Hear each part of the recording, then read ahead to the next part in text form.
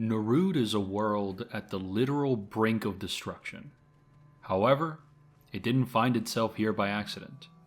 In fact, the journey that brought Narud to where it is now was charted and planned by the very people that once called it home. The Drazier were, in all likelihood, the most advanced people their universe would ever know. Hailing from a far-off world, they had toiled and worked their way past all of the problems that plague a large and complex civilization. They were not perfect, and suffered much in their grueling evolution. The Ring of Crisis reads, "Crisis creates life and reveals who we truly are." The Drazier suffered many conflicts in the years before Narud was first conceived. Indeed, we nearly destroyed ourselves several times. We did not survive because of wisdom. We acquired wisdom because we survived. They did more than survive. They desired more, and their desire drove them. In time, they would become a unified people with a singular goal: to venture out into the cosmos and find life outside of their own. To this goal, the Drazier dedicated everything. Thus, Narud came to be, a gargantuan vessel designed and constructed to house all of the Drazier. It would act as a home and a method of exploration into the stars. Narud was a massive undertaking, but once finished, it held within it all that a civilization would need to survive and thrive among the stars. To power it, the Drazier harnessed the energy of a star. By this point, the people of Narud had mastery over these forces and could wield them as they wished. The star would provide endless energy for all future missions. Having extremely long lifespans, this philosophy of creating things that would last longer than the Drazier themselves would come to serve them well on their mission. All of the Drazier, from the most humble worker to the great custodian, held an incomprehensible grasp of the laws of the universe and how to use them. The Ionic Crystal reads, "All Drazier acquire a basic education in molecular and atomic physics, creating new and exciting compounds as early as their first half-century of life. To the Drazier, arranging protons and electrons is as simple as reorganizing one's bedchambers. With this knowledge, they gained a control of the universe that allowed them to create anything they desired. All things, from extending their lives to the harnessing of cosmic energy to empower their weapons, to creating megastructures that defy the laws of physics. All of these and more were simple things to the Drazier. Their ingenuity led to great innovation and advancement. As their search continued, they became ever more unified in their desire. They were sure they would find success on their mission, that other life was out there to be found, and that they would bring these other life forms forward to match the self-believed greatness the Drazier had. As the decades passed, this desire would turn bitter in their mouths as their search proved ever fruitless. Despite their technological advancements and mastery over matter, nothing could fix the issue that plagued each and every Drazier. They were alone in a nearly endless universe. Items like the rerouting ring and the constant variable ring show the growing despair in the Drazier. This despair would slowly mutate into desperation. The Drazier believed above all else that they, as a people, must continue to advance. It was their mission to find other life. To this end, they had sacrificed much. Their longevity gave them an advantage, but even immortal beings will feel the effects of time on their minds. Today marks our 20,000th year. 100 millennia since we began scouring the stars in search of life, hope, connection. If the Drazier are ever snuffed out of existence, there will be nothing of the universe left to witness itself. Such is our fear. We will find life, foster it if necessary, commune with it, if possible. Yet, 20,000 years into our quest, we have not uncovered a single living cell that is not of our home world. I blame myself. As Primus Astropath, it falls to me to guide our search. If there truly is nothing to be found, then there is no blame to be applied. But even so, I feel the weight of my burden deeply. Yet, I sit with my hope. None understand the expanse of the universe more intimately than the astropaths. We who can see the stellar currents as they stretch from one galactic horizon to the next. Numerous though we may be, the Drazier are but a single mote in a vast ocean. If even one other such mote exists, it will take a great deal of time to find. And for the purposes of this endeavor, time is our friend. Yet, nothing had come of it except their own progress. A vastly impressive feat, but ultimately a meaningless one in their eyes. It drove them to madness, as their skills were no longer of any use, impotent against the empty void of space. Like all paths, eventually theirs would come to an end. The seed of creation. Alepsis Tora. A supermassive black hole which sat at the center of the universe. This discovery would come to be the greatest trial for the people of Narud. Or so they believed. Alepsis Tora represented a new frontier for the Drazier.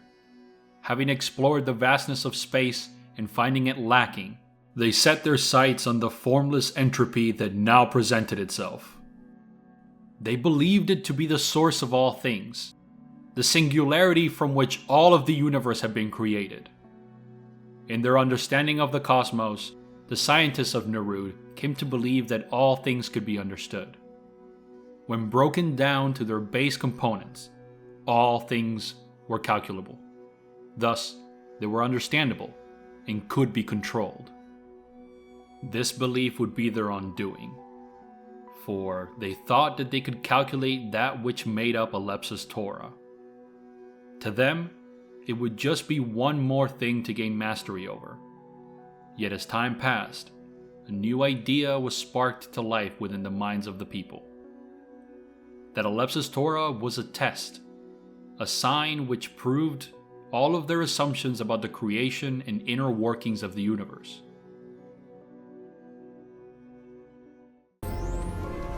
After countless centuries, we have arrived at our destination.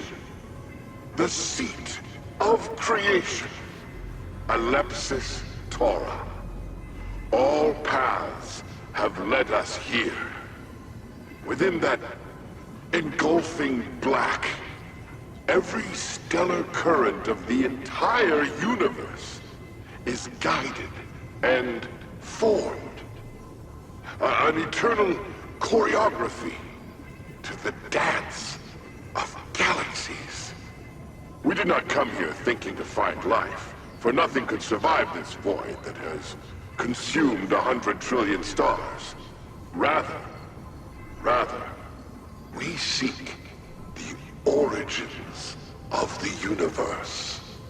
Entropy is implacable, but perhaps there is a means to reverse it, or else recreate its formation.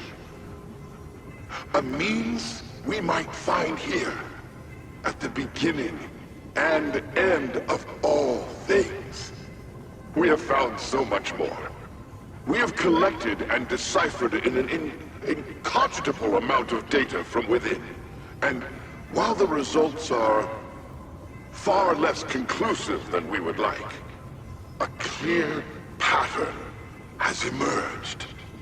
The universe is not governed by random forces. It is malleable, calculated, subject to an algorithmic cogency that belies artificial, dare I say, intelligent design. A creator. We must learn more. Some wish to enter the black hole, an attempt to meet our ostensible architect. This desire is logical given how little we have been able to learn remotely. But it makes me uneasy. A foul smell shimmers on the horizon of time. The ambit ember will show me more, but it will take time. Thankfully, those who would face Alepsis Tora are a minority. The Drazier have always trusted the intuition of the astropaths. That is why we exist. The Drazier will not alter course now. They came to believe that a creator existed within the boundless void of the black hole, an intelligence which had devised and set all other things in motion, which had created everything, including the Drazier themselves. Their years of travel across the cosmos had yielded nothing but disappointment. This had to be the reason. Behind the destructive forces of the event horizon lay the answers that all of Narud sought. Whether driven by their endless desire for answers, or by the desperate need for meaning, it was decided by the majority that Narud would travel into the black hole in search of the truth. Calculations were made to ensure the safety of the ship. The Custodian, an AI created to assist and protect Narud, was in charge of forming the plans and estimating the dangers that Narud would face when entering the event horizon. He confirmed that Narud would be able to withstand the destructive forces and reach the intersection. Despite voiced concerns and opposition from some of the leaders of Narud, the mission would proceed. The Custodian had given his approval, and that was all that was needed. The majority of the citizens were then entombed inside massive underground facilities, stasis pods that would secure them during the voyage.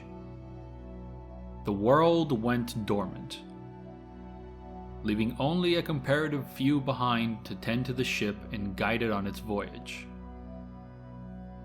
I cannot begrudge the possibility of a creator. Alepsis Tora may very well have served as its last and final test, a grand appraisal to prove ourselves worthy of cosmic elevation. But we proved only our desperation, and that extinction was preferable to despair. As Narud made its approach, that which had not been accounted for happened. The ship was trapped in the event horizon of the black hole and slowly consumed. 10 generations of Drazier passed in this punishment. Those that had remained outside of stasis were turned to dust. The world was made ashen, and all natural life was absorbed by entropy and chaos. The Custodian remained, and through his efforts, he managed to eventually free Narud from its prison. It did not matter. Though thousands of years had passed on Narud, the universe outside Alepsis Tora had been diluted by time. Not having accounted for the time dilation within the black hole, the Custodian pulled the ship from the chaos to find nothing. The universe had ended. Eons had passed while Narud remained trapped, and though it was free, it no longer mattered. This is what we find when we take our first steps into the world of Narud. A floating tomb in an endless void. A monument to the hubris of its people. The landscape is dotted with structures that defy logic and the laws of nature. The ground is covered in the powdered remains of what was once great oceans and forests. The world, now inhabited by rogue machines and the desiccated husks of citizens that remain trapped within stasis, their bodies mutated and rotted. It is a dead world, the only one that remains in a now empty universe. As we look up, we see Alepsis Tora, looming and uncaring, the only companion Narud has left. But Narud is still here, within a high tower the custodian now sits in solitude, planning his next move. In a hidden chamber, a leader of Narud yet remains, alive and with hopes of rebuilding his empire. Perhaps there is order yet to be found in this complex set of systems. Narud still holds secrets within its research labs and stasis chambers. And the seed of creation remains unexplored in the empty sky. Though the Drazier's first attempt was a failure, it leaves the grand question still unanswered. What lies at the center of Alepsis Torah?